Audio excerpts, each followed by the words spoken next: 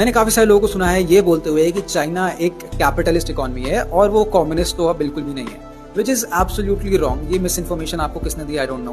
Capitalism का basically मतलब ये होता है कि जितनी भी कंपनीज हैं, बड़ी बड़ी कंपनीज, वो इतनी ज्यादा पावरफुल हैं कि गवर्नमेंट के ऊपर ये कंपनीज हैं, यानी कि ये कंपनीज गवर्नमेंट को कंट्रोल करती हैं और गवर्नमेंट के थ्रू कंट्री में नई नई पॉलिसीज लाने की कोशिश करती हैं। हालांकि चाइना में ऐसा बिल्कुल भी नहीं है। चाइना में जो कम्युनिस्ट पार्टी है उसके ऊपर कोई भी रूल नहीं कर सकता। वहां पे अगर कोई भी एक कैपिटल पावर रूल करने की कोशिश करती भी है तो चाइनीज गवर्नमेंट उसको अपने तरीके से सबक सिखाती है।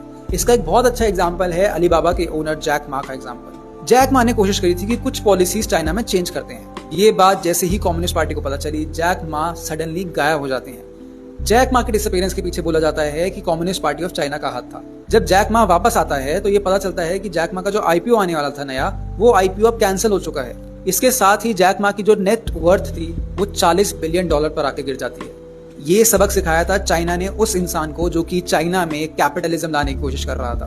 अब यूएस कैसे कैपिटलिस्ट सोसाइटी है, ये बात आप रीसेंट इलेक्शन से देख सकते हो, जहां पे इलॉन मस्क जो कि दुनिया का सबसे अमीर व्यक्ति है, वो डोनाल्ड ट्रंप को ओपनली सपोर्ट करता था इलेक्शन से पहले भी और इलेक्शन के बाद भी। और डोनाल्ड ट्रंप का जीतने का फायदा ऑब्वियसली इलॉन मस्क को जाएगा।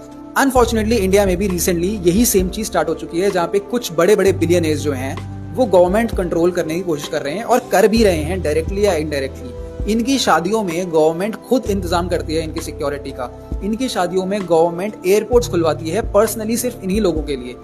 और इंडिया एक ऐसी कंट्री है जो कि हिस्टोरिकली हमेशा से एक सोशलिस्ट कंट्री रही है। तो एक सोशलिस्ट कंट्री में जब एक कैपिटलिस्ट इन्वायरमेंट बनाया जाता है तो वो उस सोसाइटी की जो वर्किंग क्लास है, जो मिडिल क्लास है, उसके लिए बहुत ज्यादा घातक साबित होता है।